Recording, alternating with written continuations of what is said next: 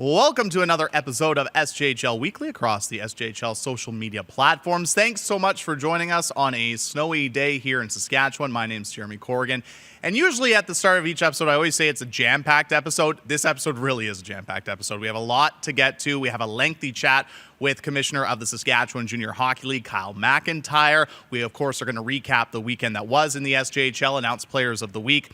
And we're also going to hand out some Christmas presents to the teams in the Saskatchewan Junior Hockey League. So lots to get to, but before we do, of course, we have to thank all of our great sponsors here at the Saskatchewan Junior Hockey League that help us support our shows, SJHL Weekly, SJHL Insider. You can see them on your screen now. Cantera Seed, SaskTel, Capital Auto Mall, Saskatchewan Construction Safety Association, Chevrolet, Tourism Saskatchewan, Direct West, SGI, SGEU, Great Western, Young's Equipment, and RBC. Thank you so much for your support, because without you guys, the show would not be possible. And now it's time to bring in our great co-host, Rory Mcgouran, Jamie Neugebauer. Fellas, how was your weekend? Good weekends? Yeah, fantastic. You mentioned the Christmas gifts, Jeremy. This is one of my favorite segments that we do. Last year when we did the show, Nugsy brought it, the A game, and everyone was in the studio was laughing hysterically about what he was buying these presents. So I hope he's coming back with that heat in this segment, because it was great. You set the bar high, Nugsy. Yeah, and I also want to congratulate, of course, Zach Summers and Ethan Zilke about making the World Junior A Challenge there for Team Canada West. And I also, finally, want to congratulate Nugsy, because we know how much he talks about wanting to pick up a victory inside the Elgar Peterson Arena. And the Notre Dame Hounds, for the first time in almost 4 years, picked up that victory on Wednesday. And I will say this, I have never seen Nugsy milk a celebration more than that game. You spent 20 minutes extra in the press box normally than you do, packing it up, soaking it in, and you know what? Props to you. It was a good win. You know what? Like the Notre Dame coaching staff saw me like walking back, and usually like my walk from the press box to the bench after a game at the EPA is like this. This time they said it was a strut. So. Oh yeah! Wow. Yeah. I didn't do anything on purpose. You were shoulders back, chin up. Apparently, I said I strutted. Well, it's funny because you actually brought it up last week on the show that you hadn't won a game in the EPA, and you did. I remember I texted you on Wednesday saying congratulations, and I do believe your response was, "I've gotten more texts tonight, than my birthday." Yeah, it's true. That's impressive. A lot of people were happy for the Notre Dame Hounds for some reason. Well, there you go. 2 points regardless for the Notre Dame Hounds. Before we get started, Nugsy, we have to get to Kicking It with Nugsy, our quick World Cup updates. What's going on at the World Cup? Yeah, just quickly, Tuesday and Wednesday, very interesting, a bit of a spiritual matchup for Morocco, taking on their former colonial overlords, France, in the semifinal. And a really interesting one, we got Croatia and Luka Modric, and Argentina and Messi, and a lot of people cheering for Messi, to maybe his last World Cup, to try to win a World Cup. So, there you go. Very interesting. And just quickly, my thought, I've moved enough away from the Canada, failure to get a result, and I've started to just see it as, a great experience for the Canadian men's national team. And again, I just hope you out there enjoyed it, enjoy watching the World Cup, and follow the Canadian national teams moving forward as a result, because they're a fun team to watch. Do you have a prediction? Because I think this is our final show before the holiday break. Who do you have winning out of Who's the final going to four? win, Nugsy? You know what? Like, it just seems like Leo Messi's on a mission here. Destiny. His Argentina is on a mission. France is so good. France is so good. Okay, I'm gonna stick just with what I just started with. I'm gonna say Messi finally gets over the hump, and the greatest player of all time, in my opinion, is Lionel Messi, and he's gonna get his rewards. There you go. This has been the final edition of Kicking It with Nugsy. We'll do it again in 4 years. How's that? We'll talk about soccer in 4 years. We'll talk about soccer again in 4 years. That's enough. But we are going to stick with the international flavor, because Rory brought it up. A big congratulations to both Ethan Zilke, Zach Summers, and of course head coach and GM of the Balfour North Stars, Braden Klamosko, representing Canada West at the World Junior A Challenge. And that is actually where we find our Tourism Saskatchewan highlight of the week. Over the line, Summers on the back door, chance for Canada West, absolutely on rebound, they score! Tip ahead to Saskatchewan, it's 4-3 Canada West.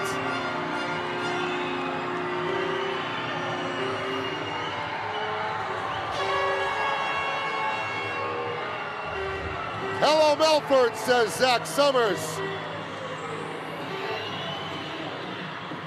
Picks it up, top cheddar. Ryder Maynard, the initial chance, and Summers goes top bunk.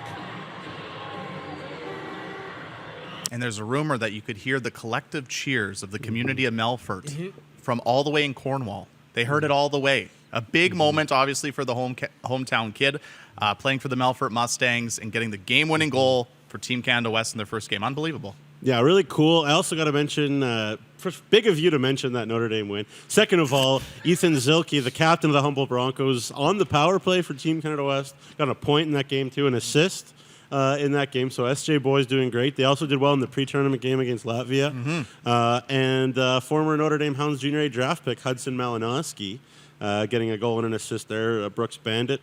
And boy, that Liam Watkins kid who's on the line there, Spruce Grove, by the way, they beat Brooks recently too. Pretty cool. You know, that he's a good player. You know, cool. Team Canada West doing well. Beating the USA is a big win in the USHL All-Stars. Pretty much they are. So. How many times have we seen that in Melfort? Zach Summers just being in the right area, right? 100%. He's the third man in, coming in, picks up the loose puck, and then the hands in tight to pull it to the back end and go roof. You just we said it last week. The most improved player, and in my opinion, the most surprising player this season, as opposed to last season, is Zach Summers, the Melfort Mustangs. That Division I Direct West commitment, it's coming. In 100%. If it's less than 2 weeks' time, maybe he'll have a bunch and then take time to look at them all. But I guarantee you his phone has been ringing for schools. Just making the team is successful enough, and now he's producing there. Yeah, Division I's calling. And just think about how well he was playing prior to going to Team Canada West. He had 7 straight games with the goals, and 4 of those games he had 2 goals. And he's obviously continuing that great play here with Team Canada West, who are back in action tonight against Team Canada East. So what we can guarantee is a Canadian team will win tonight. But let's get into the games this weekend.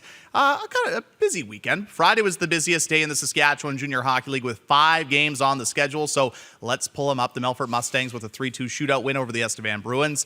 Humboldt with a 4-1 win over the Melville Millionaires. The Weyburn Red Wings doubling up Kindersley 4-2.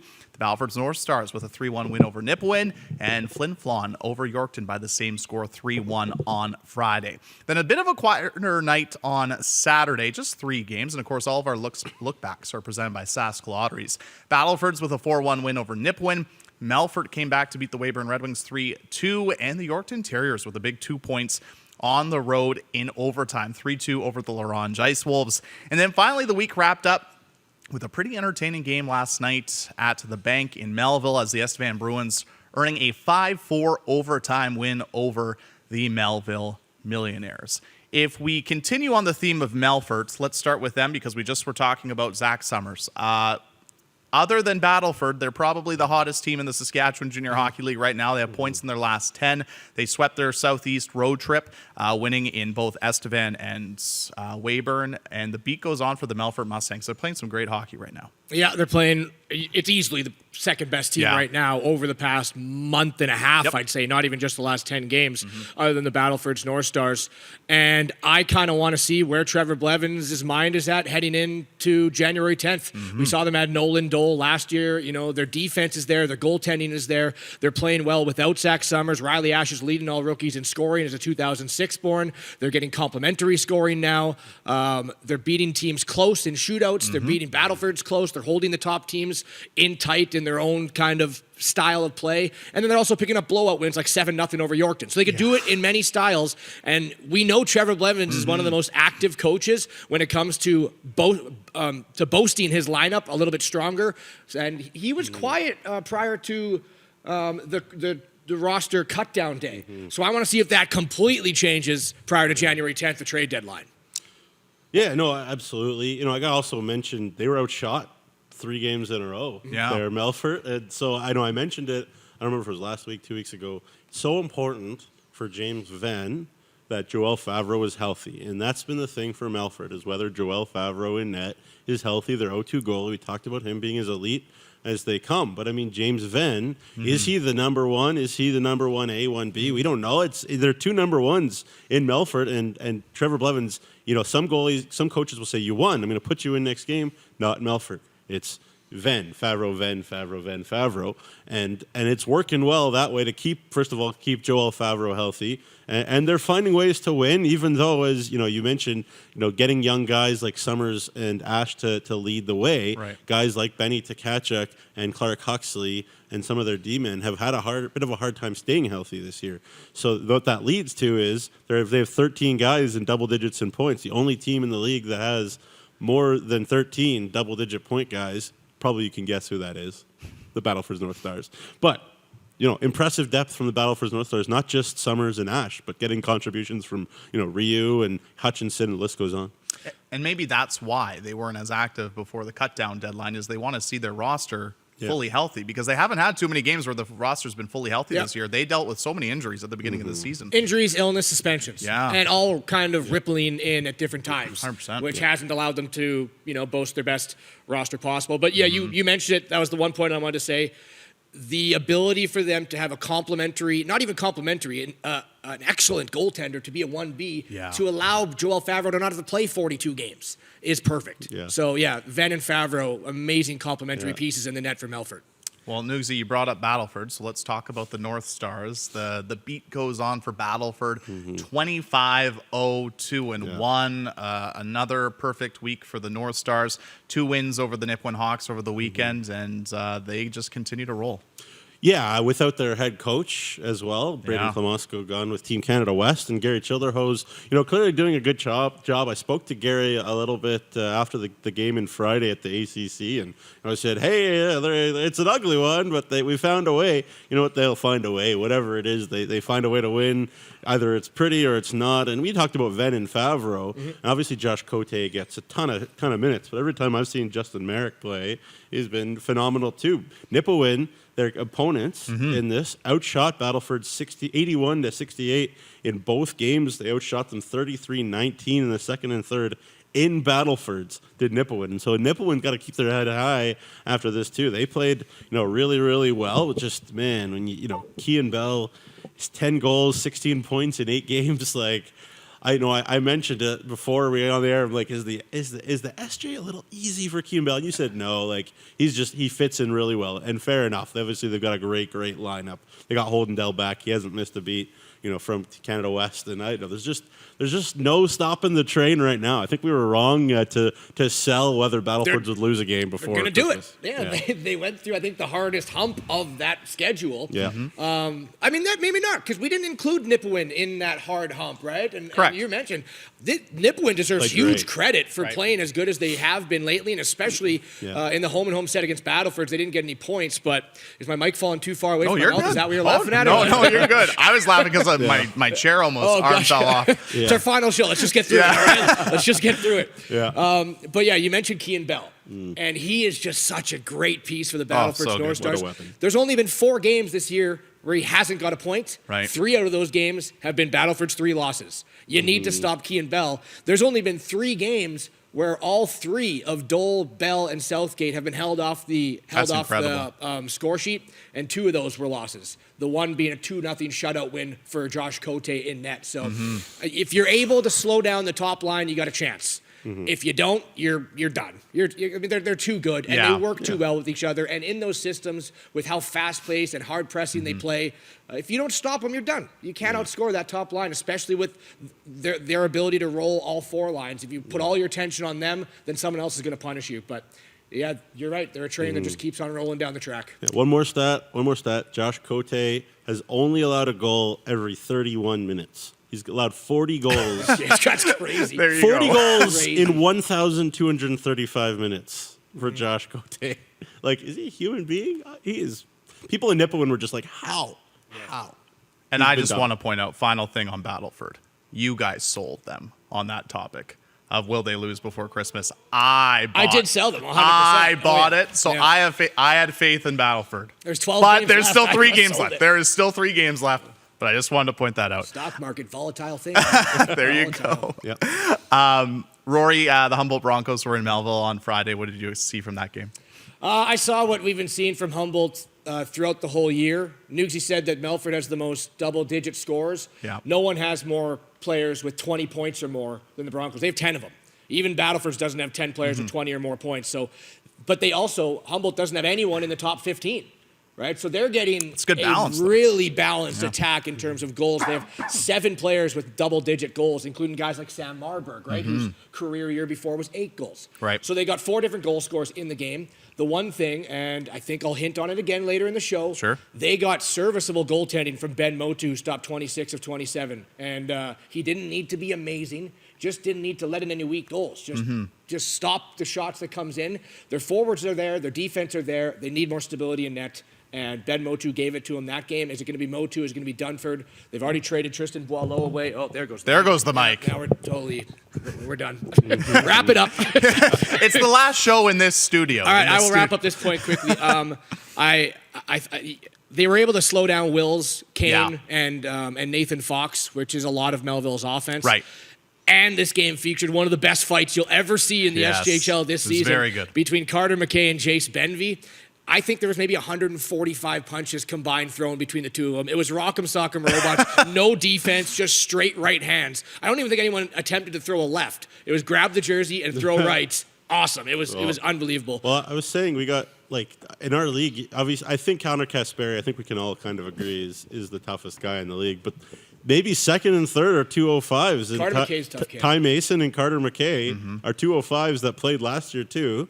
And they're nails, like. Nailed. And people who know Ty Mason's dad, he was nails in this league too. But pretty interesting stuff, and good for Humboldt to bounce back. And obviously, in that game against Notre Dame midweek, they didn't play bad at all. Just Tucker and Albanese was phenomenal. Yeah, he was great. But to that point, like the Humboldt Broncos don't miss a beat in terms of their performance. Not always going to get the result. That's just life. But good for them to bounce back and play the same way against the Melville Mainers.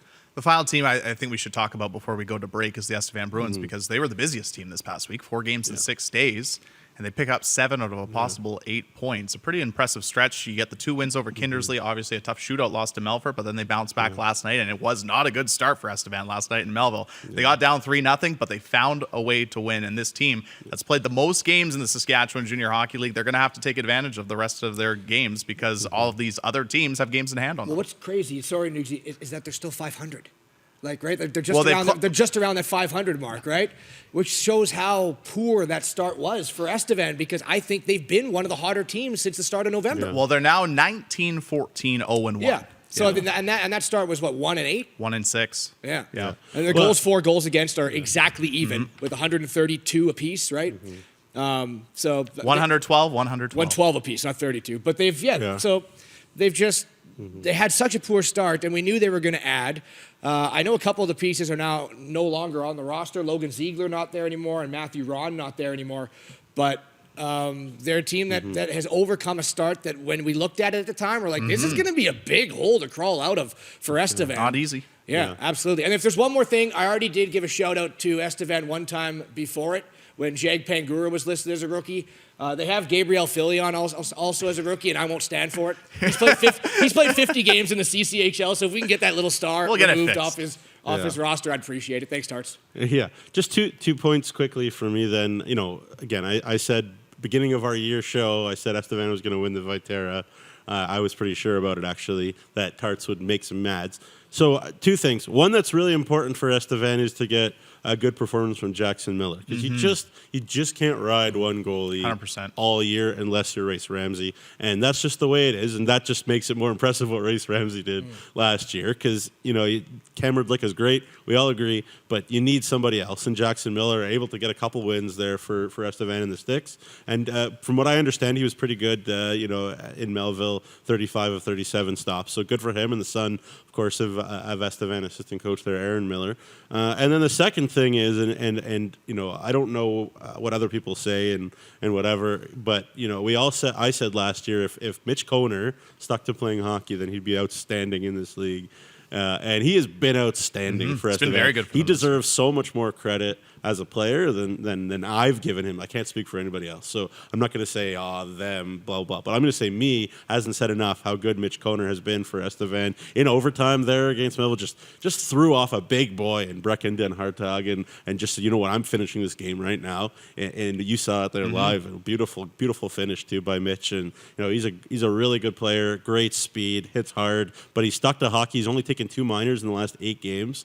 And so great job by Tarts and the staff of reining him in a little bit, keeping that edge, and then obviously letting him play his game, and he's been great for Estevan this year. And they got 2 more games before the Christmas break, Tuesday in Yorkton, and then that Wednesday game against the Notre Dame Hounds in Carlisle. Well, after the break, we are going to air a chat we had with Commissioner Kyle McIntyre, which we chatted with him on Friday. Of course, Kyle McIntyre, it's the holiday season, guys, so he is traveling to see family today, so he couldn't join us live, but we caught up with him on Friday to chat everything about the first half in the SJHL season. We will play that conversation right after the break. This is SJHL Weekly across the SJHL social media platforms.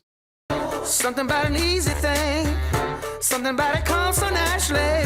Let me show you what I'm all about. Give me those blue skies, give me that sunshine. I'm gonna make them all mine. Capital Auto Mall is a proud partner of the SJHL, supporting the rich traditions and proud future of junior hockey in Saskatchewan. Capital Auto Mall, on the corner of Rochdale and Pasqua in Regina.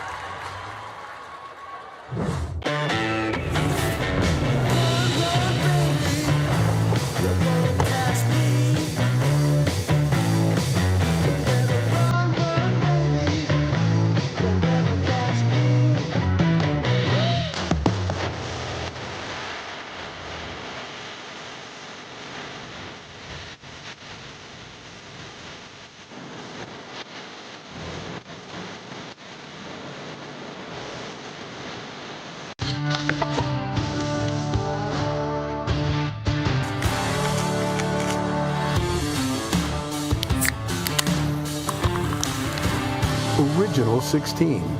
Celebrate things done well.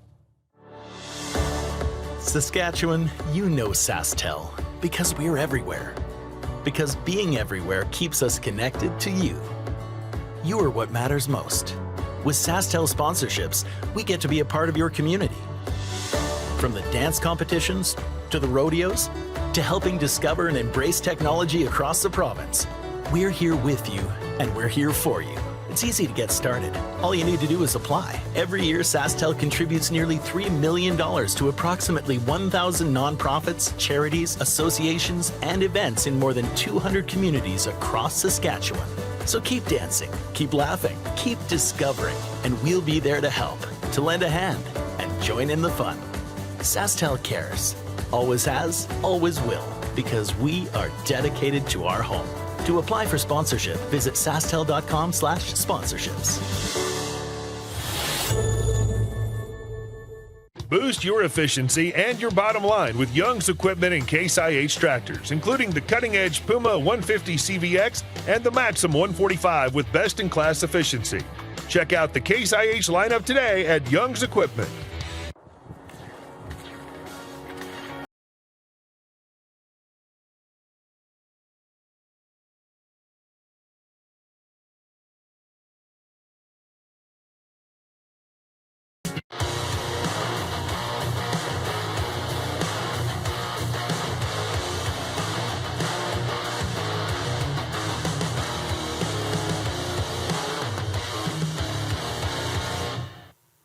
Welcome back to SJHL Weekly across the SJHL social media platforms. Thanks so much for joining us today. It's Jamie Neugebauer, Jeromy Corrigan. Thanks so much for joining us. And we are pleased to be joined now by the Commissioner of the Saskatchewan Junior Hockey League, Mr. Kyle McIntyre. Kyle, thanks so much for joining us today. We really appreciate it. How's it going today? Gentlemen, thank you for having me on. Well, I guess, you know what, first and foremost, Kyle, obviously, you know, this year is your first full season as commissioner in the Saskatchewan Junior Hockey League. How has the first couple of months been for you? Well, you know what? I'll tell you what, 7 months has flown by quite rapidly now that the season is well underway and people are getting out to rinks, and I've been in rinks and you folks have been in rinks and our show's been running, and you know what? We're off to a tremendous start here in the Saskatchewan Junior Hockey League, and we're almost halfway through the season, believe it or not, for some clubs.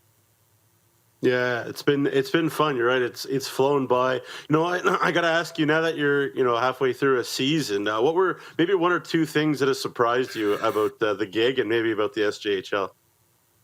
Well, I think first and foremost about the league itself, what has really surprised me is the level of skill and the level of speed and the pace of play, and of course the competitive nature, the parity that exists in the league. So all those have kind of been a surprise for me. And you know what, like. In my previous life, I watched a lot of CHL and a lot of 18U AAA. And at one point in kind of hockey in Saskatchewan, the 18U AAA really was probably the league with the most speed and the most skill. And I would say certainly that's been replaced by the Saskatchewan Junior Hockey League. Every game that I've gone to, there have been no blowouts, and it's very competitive. And I've been very impressed with the passion, with the 200-foot game, with the goals, with the skill, with the speed, with the officiating. Like it's been an outstanding start.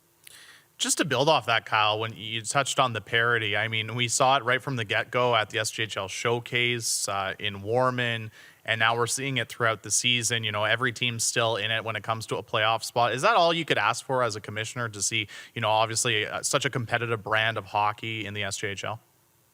Well, I mean, it's certainly it's something you want to see as a commissioner. It's probably not something you want to see as a fan or a coach and general manager, right? But I do think that we're starting to see some separation here. Like you know, even Nipawin that's sitting right now in the 7th spot, they've really increased the speed of their game. They've had some key acquisitions here the last couple of weeks, and so they're starting to separate themselves a little bit from Yorkton and Weyburn and Melville and Notre Dame. And so I don't want to see any team really get out of it. Every time Kindersley plays, I'm secretly pulling for them to get some wins, because they got some quality players, they got some good skill, and Ken Paquin is a heck of a guy. And you know what 7 games they've gone in overtime, and I think maybe only 1 has gone their way. And so you look at the swing of the additional points, and I mean that puts them right back in the hunt, right? The other team I feel bad for is Melville. Like Melville's got some really skilled guys, and they've made some key acquisitions as well, but they can't seem to put together a complete 60 right now. So you're concerned about some of those teams, and then up at the top, like who is going to catch the North Stars? You know, like they just keep going and going and going. I was at the North Stars and Ice Wolves game the other night in North Battleford, and I kind of thought, oh boy, they're ripe for the picking.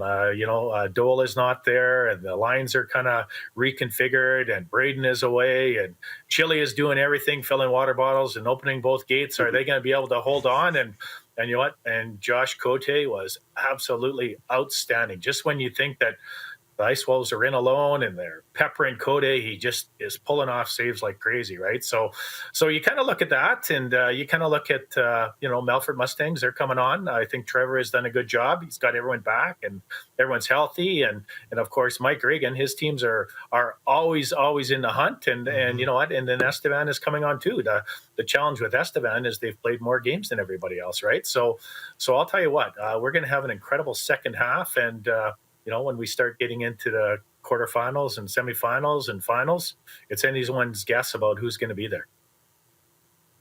Yeah, no question about it. That Chile, man, he's great assistant coach in this league. You know, I gotta ask you too. I guess it's going on now in real time now. I guess as we talk about, you know, this interview happening right now, and I want to be as diplomatic as possible, and I'm sure you as well. So first of all, I want to talk about the World Junior A Challenge in the light of, you know, being proud of Ethan Zilke and Zach Summers. You know, they're 2 great players. I'm sure you would agree that will represent our league super well with Canada West. But is there any frustration on your part that there weren't maybe a few more Saskatchewan, Manitoba kids even, you know, at the event? Yeah, you know what? I was talking to Kevin Surratt, commissioner of the Manitoba Junior Hockey League, the other day, and way back a few years ago, there used to be a bit of a ratio that was put in for the league. So you had to have X number of players from Manitoba and Alberta and Saskatchewan and British Columbia when they're involved. I've been talking to Coach Braden Klamosko almost daily, and you know what? He said our 4 guys are right there. It's just kind of a matter of depth and a matter of speed. You know, he said that Zach has had a very good camp, and Ethan had a very good camp. And, you know, when I look around the league, I look at a guy like Tim Kim. Could he have been there? You know, like I would say that he's a pretty high-end guy, right? And, you know, and you look at some of the other guys like that are in the league. And so you'd love to see more guys there. But what Braden would tell me, he said basically the defense that are there are younger than a lot of our defensemen, and probably the youngest guy from Alberta that's on the back end is probably better than any defenseman we have in our league. So we'll see how competitive it is. I guess it is frustrating, but you look at the law of numbers, right? So we have roughly 1 million people in the province of Saskatchewan, and out of our hockey players from '04 to '06, like probably about 278 are playing out of the province in the WHL, or other leagues like that. So it's a bit of I think you see over time that depending on the strength of the cohort and the number of kids, I think that number would fluctuate. I was having a supper the other night with the head scout from the Brooks Bandits, and we were discussing the differences between the SJHL and AJHL. And again, we probably have a lot more parity in the league. We probably play more of a 200-foot game. I look at our top teams, and they would probably outsize both Spruce Grove and Brooks.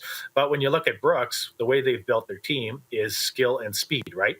And getting through a league, skill and speed might not win for you, but when you go to the Centennial Cup, that skill and speed is probably going to benefit you because you're in a short round robin tournament, and you're not going to see these teams 7 times over a course of 10 days and get beat up. So I think that, I'm pleased with the way our league is. I'm pleased with the level of skill in our league. Of course, I'd always like us to be better, and I would see Alberta as being our competition. And I want to get to a point where our scouts and the World Junior A Challenge are choosing more Saskatchewan kids over the Alberta kids that are in our league. So am I a little bit disappointed, to make a long answer long? Yes, I am. But I also trust Braden's judgment, and he tells me we got a ways to go for our overall quality of our league.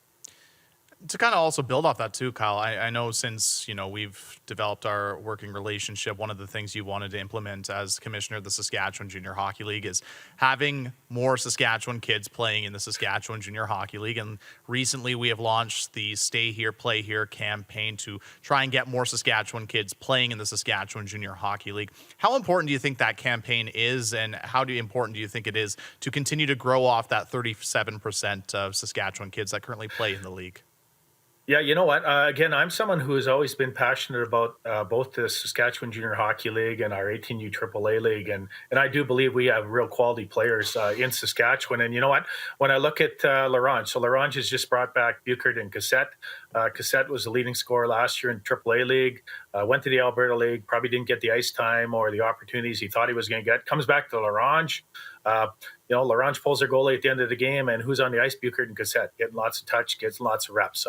You look at Scott Barney the other night, plays Notre Dame. He's got 406s in the lineup, and Michigan State is there, absolutely salivating over some of the players that Scott has playing that are 06s. You look at Riley Ash. I think we're going to hear something about Riley Ash this week coming out of the U.S. So, you know what? I think that the kids that are in that 07 cohort, we had an excellent draft last year in SJHL. I think parents are seeing, hey, you know what? The league is getting its stuff together here. They're doing a better job promoting the teams and promoting the prospects, and the level of play is outstanding. And you know what? The message I would like to give the families is that you don't have to go to British Columbia or Alberta to get a scholarship. You can get one right here in the SJHL. And the kids that are on our rosters, the 16-year-old kids, the 17-year-old kids, they're playing. And I mean, you know what? If you're going to go to the Western League and be a 16-year-old and sit on the bench, that's not great for your development. You might as well come to Saskatchewan Junior Hockey League, play, develop, get some looks, and then you got a decision to make whether you're going to play in the CHL or you're going to stay in the CJHL and try to go the college route. So we're getting lots of looks. And you know what? Again, some of these kids that are playing, they're playing a regular shift. They're on a power play. They're getting lots of touches. They're getting lots of looks. And the great thing about it is parents can watch their kids play, right? So you can either travel to the rink or tune into the Hockey TV or tune into the SJHL Weekly to figure out what's going on. So I see this growing. I appreciate the campaign. In my own view, 39% is not high enough. Probably when you look at our league, the team that has the most Saskatchewan kids on it are the North Battleford North Stars. They have a number of kids that are actually from their local association, and they're first place in the CJHL. So that tells me that our Saskatchewan kids, if they're not the most talented, at least they have lots of chemistry and they know how to play the game the right way, and they're competitive. And I tip my hat to a guy like Braden Klamosko, who's got such a local contingency on his team. Yeah, and just a quick add to that, great coaches in this league to lead those kids too. So I think that's a good point as well. I want to embarrass a guy in this chat for a second, and I'm sure other people elsewhere too for a second, because from my perspective, being in the league a number of years, Kyle. I am extremely happy, as somebody who's part of a team in the league, with the work that's being done behind the scenes by Jeromy Corrigan, by Jacob Faith, the director of marketing, and everybody sort of behind the scenes, IKS Media coming on board doing an elite job too. I'm just wondering if you could talk about kind of the work that they've done to brand this league in a way that is competitive as well, because better than me that branding and marketing and things like that are just as important in some ways as the quality on the ice. Yeah, you know what? I'm going to say first and foremost that both Jeromy and Jacob are outstanding people. They're outstanding teammates, and they have an unparalleled passion about the Saskatchewan Junior Hockey League. So that's what I really appreciate working with them. And you know what? Whether we hop on a call or hop on a text or meet face to face, we all have a similar passion and vision for the league. But I would be remiss if I did not mention our Board of Governors. So that vision for the league, really, that started at our strategic retreat in June. And so the governors and I developed a bit of a vision for the league in terms of our marketing and our business operations and our hockey operations. And then we took that plan, and I started to work with Paul Drouin from IKS and Clark Monroe, and they identified that, hey, you know what, this is a great plan, and we can help you bring it to fruition. And we got the guy that is going to help you do that, and Jeromy Corrigan. And of course, I did not know Jeromy from a hole in the ground. I knew he worked in Kindersley as a play-by-play guy. I knew he worked in Estevan, following in the lines of a guy like Michael Ball or Clark Monroe, all the guys who've been through there, Pete Lombardius. So they always produce quality sports broadcasters there. But you know what? Jeromy has been absolutely outstanding. He brings a level of professionalism and preparedness that I have not seen before. And he's very knowledgeable. He's very well regarded by our coaches and our fans and our players. And what other guy could bring order and a semblance of impartiality to the league between a couple homers that we have on every week? So he's done a great job doing that, directing traffic and refereeing. But no, it's been a pleasure to work for him. And certainly, he's become synonymous with the Saskatchewan Junior Hockey League, right? Kind of the voice and the presence, and has certainly exceeded my expectations as a commissioner. He gets paid.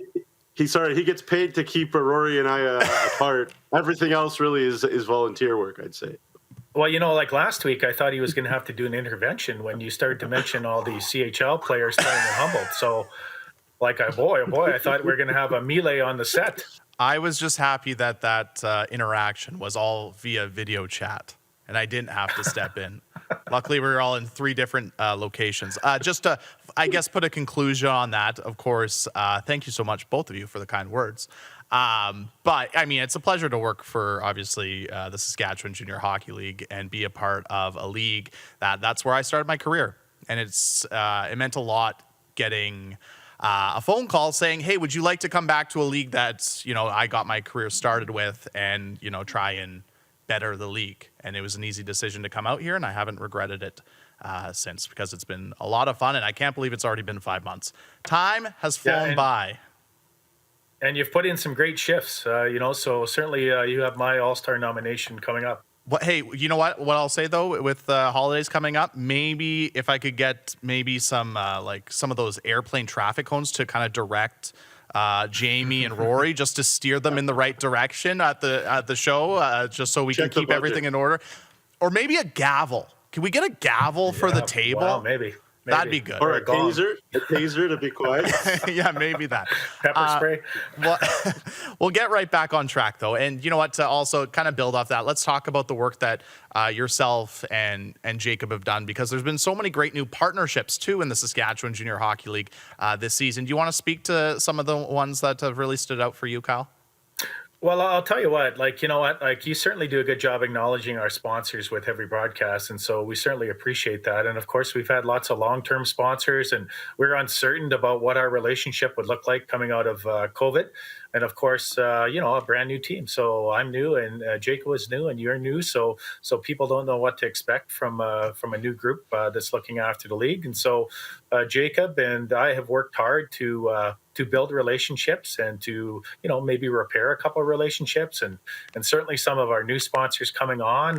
We got Polaris that's come on. We got a pretty good thing going on with them. We got Kentera Seats. Kentera has been outstanding to kind of work with. Phantom has been outstanding to work with, and of course, I don't want to miss anybody. But when you think about Tourism Saskatchewan, you think about Sask Energy, you think about Chevrolet, you think of Capital, you think of Super U, like you think of SGEU. We've had so many outstanding sponsors that are excited about the league, and you know what? Through 165 games, we put over 100,000 people through our games. So we're averaging about 618 people per game, and that includes Nugsy's own Notre Dame. So our attendance features are absolutely outstanding, and I think part of that is that there's no restrictions. I think the quality of the games and the parity in the league really makes going to a game entertaining. I'm seeing a lot more families at our games, and so again, all those things kind of work together, right? So our sponsors are getting a good return on investment.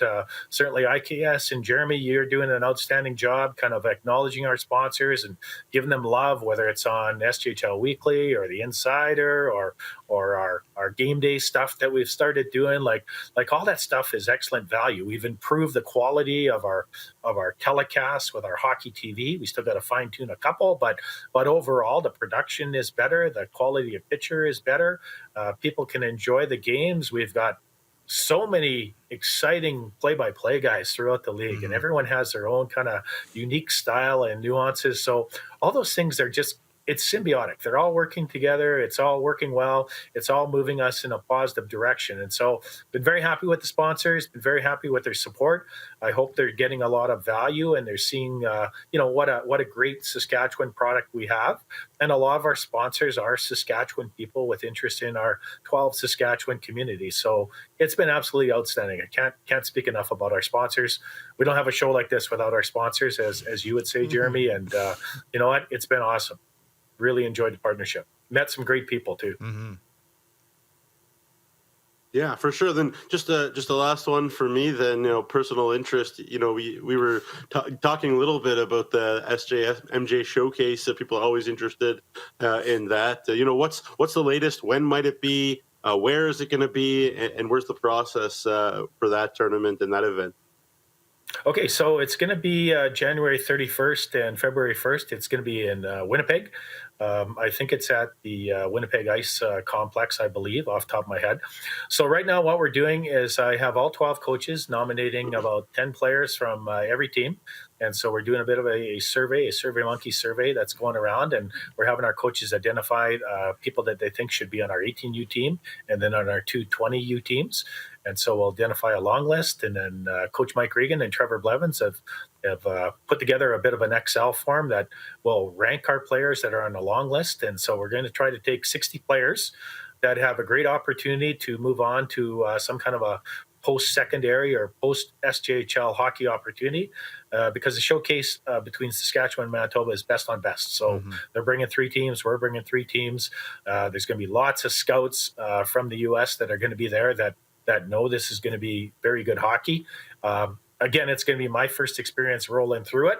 So all I really know is what I've been told by Bill Chow and what I've been told by Kevin Surratt. So I'm looking forward to seeing how that plays out. And you know what? Hopefully we have at least 1 or 2 players from every team. I want to make sure that every one of our communities is represented, but I also want to make sure that we have the most competitive team that we can field. Finally, Kyle, you mentioned obviously the SJMJ showcase at the end of January, but it's going to be a busy last 3 months of the SJHL regular season and then into the playoffs and then the Centennial Cup. But what are your kind of expectations for the last couple of months of the season? What are you looking forward to? And what are some things you want to accomplish? Well, I don't know what I want to accomplish. I mean, I set out a number of goals at the start of the year, and you know what? I've been happy that I've been able to check a lot of those off. And so one of the things I wanted to do is I want to make sure I met with every board of governors, every local board throughout the league, and I've done that now. So and that's been awesome.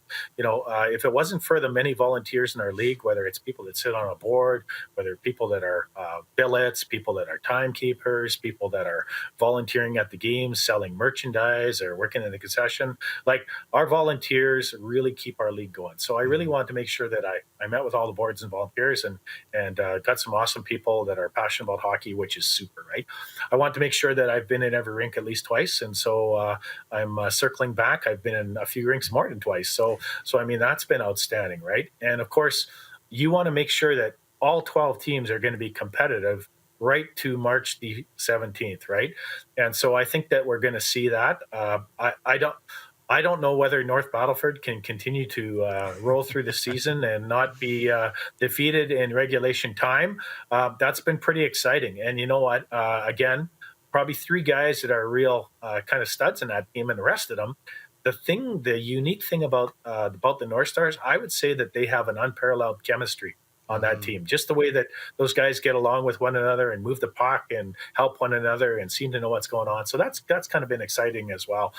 Another goal, I would say that, you know, I'd always want to make sure that as a league we're fiscally solvent. I want to make sure that, you know, our Department of Player Safety and our standard of play is continuing to have a positive impact on our play.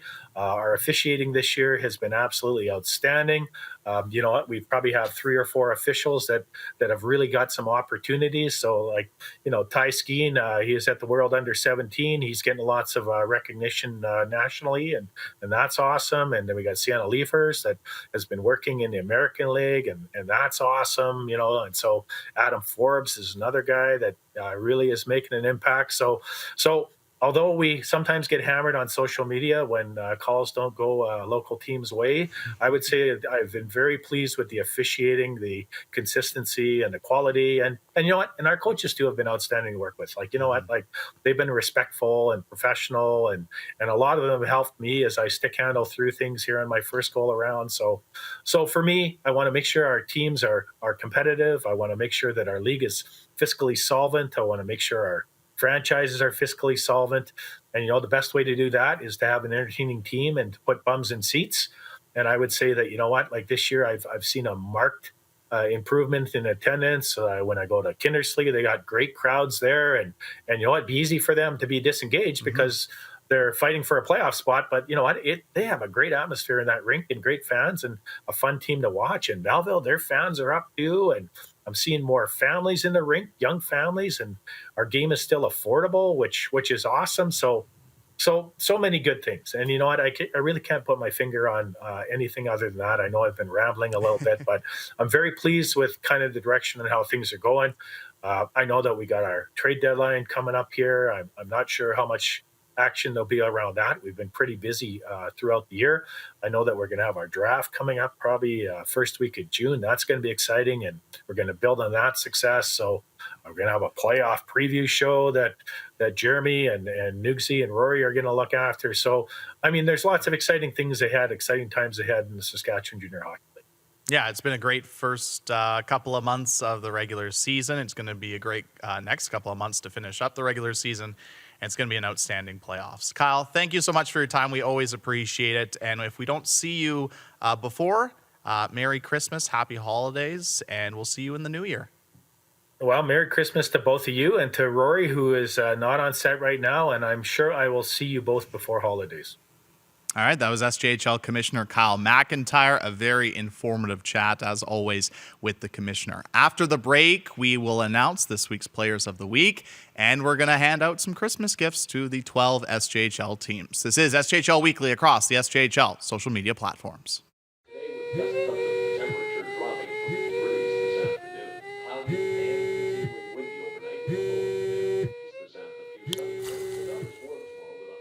For victims of domestic abuse, fleeing may mean leaving everything behind.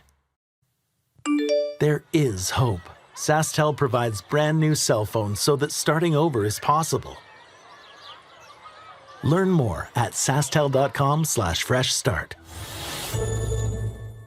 When you buy a lottery ticket in Saskatchewan, your money really goes a long way.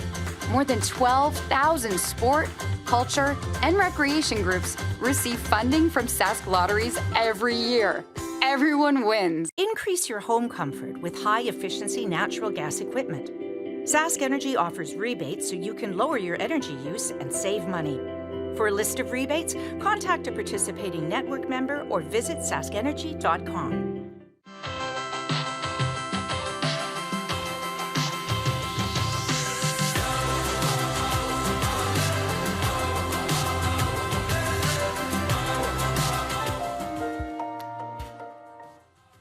Something about an easy thing.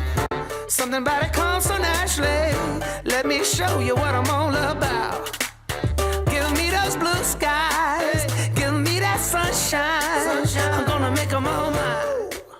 Boost your efficiency and your bottom line with Young's equipment and Case IH tractors, including the cutting-edge Puma 150 CVX and the Maxim 145 with best-in-class efficiency.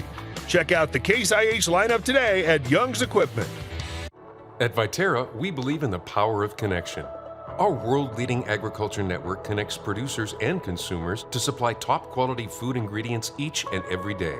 Our team takes great pride in working closely with farmers to help feed the world. It's something we've been doing for over 100 years. And as an industry leader, we're dedicated to playing a critical role in meeting the needs of a growing world. Because together, we're stronger and achieve more.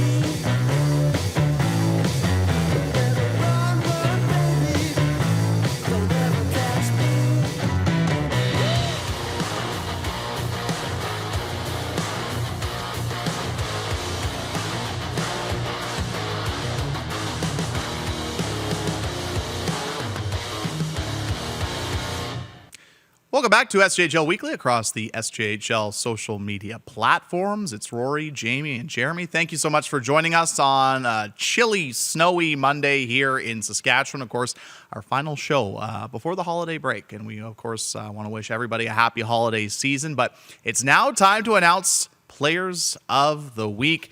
So let's get right into it. Let's start with the SGEU MVP of the week. We've alluded to it already. But Keon Bell of the Battleford North Stars, 4 goals, 1 assist this week, 25 goals in 25 games. He's rolling. Yeah, as Marty Martin said, Marty Squared, as I like to call him.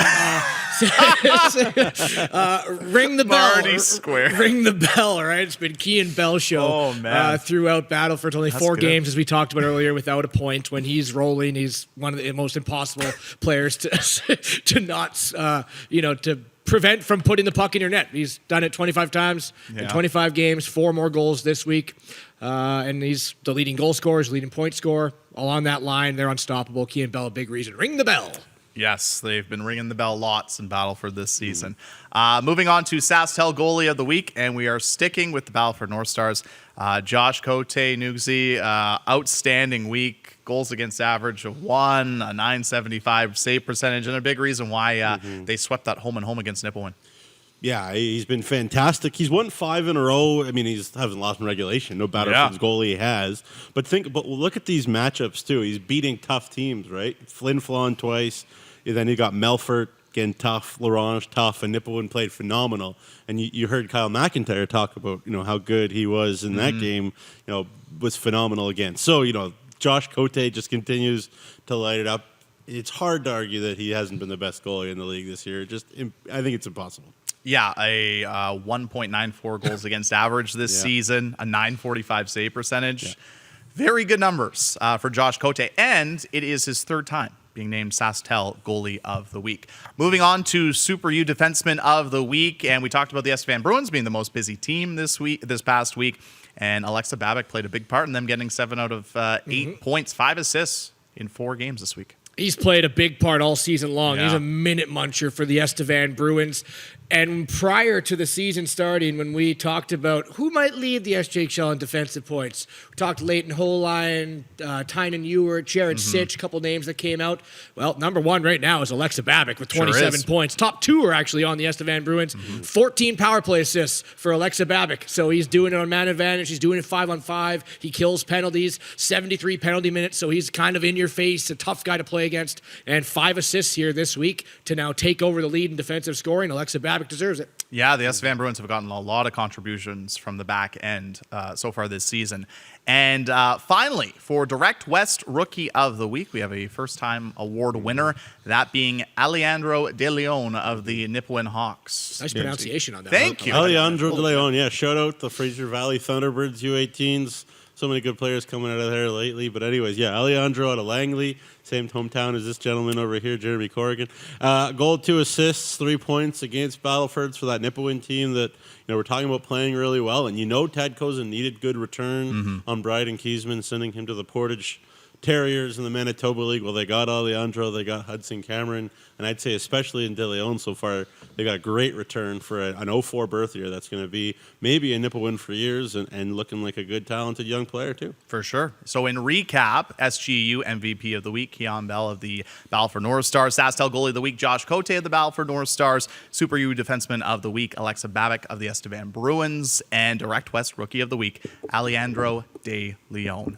Now we get to hand out some Christmas gifts. We alluded to it at the beginning of the show. We're all very excited for this. And we're just going to hand out some Christmas gifts to all 12 SJHL teams, what they would probably like from Santa this year, I think. So we'll just go down. Merry Christmas. We didn't do divisions this time. We just picked kind of 4 random teams. So we'll go down the line. We'll start with Rory. You can pick whatever team you'd like to start with, and we'll just go down the line, and we'll hand out some Christmas gifts. So, Rory, I'd like to start with the most recent team that I saw when I was calling a game. It's the Melville Millionaires. And what I do think that they need is a brand new alarm clock for their bedside table. One without a snooze button as well. Once this alarm clock goes off, it's on, and you got to wake up. Because we hinted at it. And, of course, last game they played against the Estevan Bruins, they scored 3 goals in the first period, totally taking my storyline away. But we talked about their starts to the game. They just haven't been there, right? They have not been there. They've only had 15 goals for, 39 goals against in the first period. The last time they won a first period prior to last night was November 18th. And they've only done it 5 times in 30 games. So they just need to find the starts together, because when you look at the Melville lineup, this is a talented lineup I just think is underperforming. But what happens when you let the game get ahead of itself and fall behind it? You get demoralized, and then that rolls through the rest of your game. So an alarm clock, faster starts, let's wake up, and let's get a good first period here, like they did in Estevan, and that Melville Millionaires team might be right back in the playoffs. Very good. Noogsy, you're up. All right, well, I'm going to go with the team that I work for, Notre Dame, to start with. And I'm going to go with my wife's split pea and ham soup. Nothing says a meal at home to me like split pea soup. It sounds like an advertisement, but the Hounds have literally only played 10 games in Wilcox all year. And 10 games, that's all they're going to get in the first half of the year as well. So a little bit of home cooking for the Hounds. And also the Hounds have the fewest points on home ice as a result. They've only got 12 points on home ice this year. The Hounds, that's the worst in the league. But they have 15 of 27 games in Wilcox in the new year. So again, that's going to change. And that split pea and ham soup, wow. How is the soup? My wife, pretty good? Unbelievable. Gluten-free? Oh yeah, unbelievable, gluten-free, delicious. My daughter Miriam calls it scrumptious. Okay, it's scrumptious, which is scrumptious. If you want to put scrumptious, it's scrumptious, and that's what I'm giving the Hounds. Delicious and nutritious. Yeah. I'll start with the Estevan Bruins, and I just saw them last night, and I think the big thing they'd probably like from Santa is a healthy Cody Davis. When you look at the Estevan Bruins last night, I don't think they played a bad game, but one thing I definitely noticed in their forward group last night was they're definitely missing Cody Davis's speed. And when you interject him back into the lineup for the Estevan Bruins, they're going to be a very difficult forward group, especially with some of those new additions that they acquired prior to the December 1st cut-down deadline. Rory? We're going up to the Sherwood Division and the Nipawin Hawks, and I'm getting them a dinner bell. Because, when back in the day, you'd ring the dinner bell. There's a lot of hard-working manual labor out there, and you can't miss lunch, right? That refuels you to go out in the afternoon and go back towards your work. Well, when we started this season, we said, Nipawin, they might be a year away. Right? They might be a year away. I don't think so anymore. So this dinner bell is ringing for this year. We know how valuable to franchise playoff games are. I can see the Nipawin shocking someone in the first round, getting maybe 4 to 6 more home playoff games, which is huge for financial 100%. gains of teams, right? So the dinner bell is ringing for Tad Cozen and the Nipawin Hawks this year. And don't miss lunch, because I think they're a team that can shock a dinner bell. That's a good one. Interesting. There you go. Good stuff. All right. I'm going to go with Yorkton, Viterra division. Completely different direction. I'm going to get them a working bus. Because twice in December, they had bus malfunctions on the way to games. And clearly they were affected by that on their way to Nipawin. They lost that game 10-2, and I'm sure Matt Hare has just thrown that game out the window completely. Not as much affected in Flin Flon. One of their voices, Matt Decker, apparently called that game with laryngitis, so kudos to you, Dex, for battling through that, to call that game up in Flin Flon. But it was a good road trip this past weekend for Yorkton overall. You got to give them kudos. They pushed Flin Flon and beat L'Orange, so that's not easy to do in the Mel. And so I'm getting you a working bus, Yorkton. That's an expensive gift. Yeah, it's high end. I'm Santa. It's high end for Matt Hare. Santa's got a lot of money. With that being said, for my next gift, it's also going to be high end. I'm going with the Melfort Mustangs, and I'm going to keep it pretty simple. They just want gold. And they want gold for Zach Summers coming back from the World Junior A Challenge. Obviously, he was outstanding yesterday, and hopefully he can continue to perform and bring back a gold medal, not only to the Melfort Mustangs in his hometown of Melfort, but to the Saskatchewan Junior Hockey League. Rory? Apparently mine had like a $50 spending cap on my gifts. You went to the dollar store. An alarm clock, a dinner bell. Like, these will work. These are good. These are good. It's all about the love, right? It's all about the love. And for the Flin Flon Bombers, I'm getting them a really nice digital picture frame. You know, the ones you load the pictures in, you set them on your mantle there, wherever, and you just watch some memories roll over and over again. Well, take a look at what Flin Flon did last year in the Centennial Cup. In the SJHL Finals, all the way to Game 7, right? One game away from winning it. Their first championship in I don't know how long, or is it ever? Yeah, 90s. Yeah, 90s, yeah. Look at the digital picture frame, because these pictures just kind of roll over. And if you don't upload new ones, it's the same pictures going over. Look at the Flin Flon Bombers team this year compared to what they did last year. There's a good goaltender in net. There's mobile defense. There's a power play that's first place in the league. Penalty kill that's first or second in the league. They got great offensive weapons in Mercier and Tremblay. Complementary pieces in Martins and Vaucler. And all. It is almost identical to the team that went on the run last year. So as those pictures roll over, I think that's a team that can do the exact same thing, and a digital picture frame fits in Flin Flon. That was really good. Good call. Yeah, I like that. There you go. I mean, I didn't spend too much money here on the Battlefield North Stars, because they don't need much. I was like, what do the Battlefield North Stars need? They're 21, 22 and 0. I don't know. Anyways, I got them a blank cookbook with easy to fill in recipe pages, so they can explain all their magical sauces and dishes that they use to keep killing everybody in the SJHL.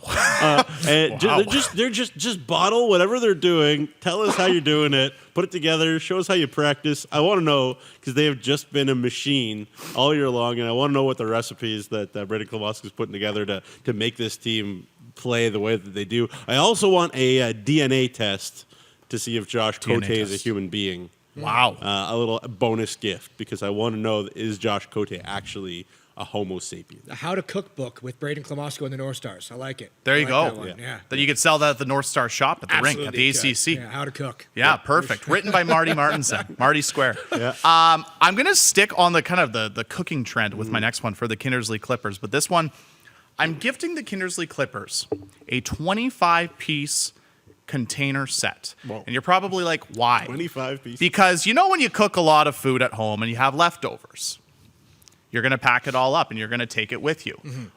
Well, they've had such a great success at home, they're going to pack up how they play at home and they're going to take it on the road, because the Kindersley Clippers have yet to win a game on the road this season. They are 0-12, 2-1. And if they want to get back in this playoff race, they're going to have to start winning some games on the road. So they're going to try and take the success that they've had at the West Central Event Center, pack it up in the containers, and take it with them on the bus. Yeah, Tupperware, you can never have too much Tupperware. You can never have to. That's why I gave them the 25-piece set. That's a big set. It's a big set. I like that. Not cheaping out for Kindersley. And I did maybe go a little more expensive here for the final one. It's the Humboldt Broncos, but I'm getting them a bull, like a nice steer. Wow. Because one with really big horns, because they need a goaltender to take that bull by the horns and ride with it. We look at the roster up front and on the defensive side, right? They're as complete as any. Mm-hmm. They've had 3 goaltenders play games this year. All 3 have save percentage below 900, and they're still 18-8. Right. If they can maybe just get a goaltender around 910, we're not asking them to be Josh Cote 940, 910. And is it Dunford? Is it Motu? Tristan Boileau just got traded for Spencer Bell there from Blackfalds. But can one of those goaltenders do it? Of course they can. They just can't let in the easy shot. They need to find a little more stability in net, and I think this is a team that has every piece in place. So one of those goaltenders needs to take this brand new bull that has really big horns and grab the bull by the horns and take over the net. Wow. Yeah. The guy went to the dollar store, and then now he's got a bull for Yeah, wow. We went livestock. Well, I mean, it's his own team. We went some Seems livestock. expensive. I don't know. Anyways, last one for me then is the L'Orange Ice Wolves. And I didn't go too crazy expensive for L'Orange either. I got them a nice classic Saskatchewan bunny hug. Didn't know what a bunny hug was until I moved to Saskatchewan, but all you owner know that it's just a hoodie with maybe a good Saskatchewan flag or the rectangle map on it or something. Because all their big moves this year have been to bring in really good Saskatchewan kids. Trenton Curtis, Dallin Peekakoot, Ekron Bratton, Mason Bucher, Jacob Kazette scored his first goal for L'Orange. So just a good classic Saskatchewan bunny hug for Kevin Kaminski and his boys, who just keep bringing in those really good U18 Sask boys in and doing what Kyle McIntyre kind of wants a lot of coaches in this team to do. Same with Barney. They're bringing those 6 16-year-olds too, but Kaminski's really doing a great job, and Bucher and Kazette were maybe the 2 best forwards in U18 last year. So there you go, just a good solid Sask bunny hug. And you got to stay warm up. Do you call them a bunny hug now, or do you still go hoodie or sweater? I call it a hoodie, but because of the topic, I called it a bunny hug. But just in your normal lingo, you're still hoodie guy? Yeah. Yeah, me too. I only call it. You can't change. No, sorry. No, absolutely I'm a Manitoba not. kid. I go hoodie. Yeah, exactly. Fair enough. And finally, for me, I have the Weyburn Red Wings. And I am loading up on every game of Monopoly that I can find across the city of Regina, and I'm going to gift it to the Weyburn Red Wings for the lone purpose of giving them all the get-out-of-jail-free cards, because they are the most penalized team in the Saskatchewan Junior Hockey League with 954 penalty minutes. If the Weyburn Red Wings want to push for a playoff spot, they're going to have to be a bit more disciplined, I think, moving forward for the rest of the season. But speaking of Christmas gifts, guys, have you done your Christmas shopping? Have you finished your Christmas shopping? A good amount. Yeah. I'm not there yet. Are you looking for some gifts? I'm not there. I'm always looking for gifts. Well, perfect.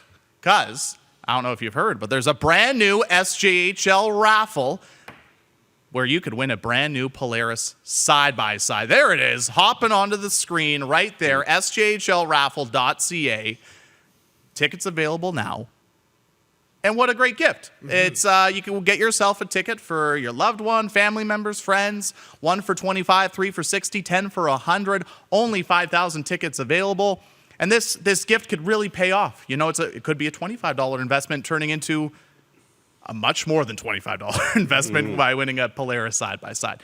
If you want to learn more information about the Polaris raffle, of course, you can see it on the screen, sjhlraffle.ca. That's where you can purchase your tickets. Tickets are available until April 23rd, and then we'll be doing the draw on April 27th. But as you can see below the pricing, only 5,000 tickets available. So you might want to get them sooner rather than later. And, of course, they would make a great Christmas present or a holiday present, whatever you want to, whatever you celebrate. Make a great gift during the holiday season. Now, this is our last show before the holiday break, but there is one more week of action in the Saskatchewan Junior Hockey League. So, let's take a look at the next couple of days in the SJHL, starting with that's Wednesday.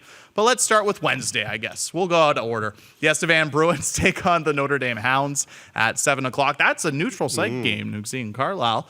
make sure you go to the right rink. And the Melfort Mustangs will take on the Melville Millionaires. Also, the Larange Ice Wolves are taking on the Humboldt Broncos, which is not on that because that was a rescheduled game. Yeah, from late November, rescheduled. That was the rescheduled game for late November.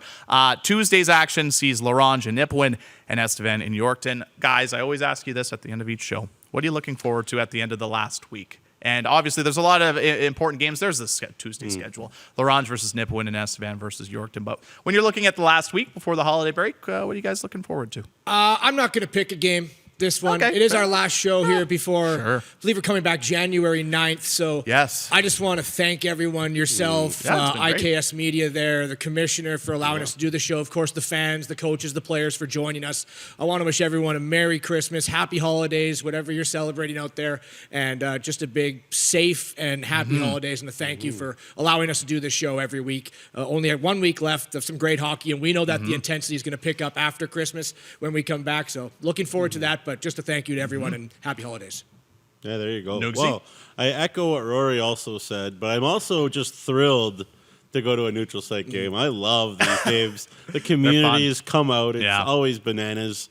And small ice hockey, gotta love it. Carlisle, we're coming for you. I'm sure a lot of you are going to be cheering for Estevan because it's pretty close to Estevan. But, at least the Hounds can have last change and put who they outwon against who they want. But, whatever. It's fun. It'll be great. Come on out, Carlisle. Can't wait to see it. And if you see me, say hello. Won't bite. But, as Rory said, thanks to the league. Thanks to you, Jeromy, for having us, too, and policing us and keeping us from fighting. And the commissioner, Jacob Faith, for raising the money, and IKS and Paul for having us in his studio and excited for what the new year will bring. Yeah. It also is my mom's birthday in 3 days. So happy birthday to Mom as well. There you go. Yes. And to echo all of your guys' thoughts, a big shout out to all the fans, obviously, for tuning in each and every week, because obviously this show would not be possible if we didn't have viewers for SJHL Weekly.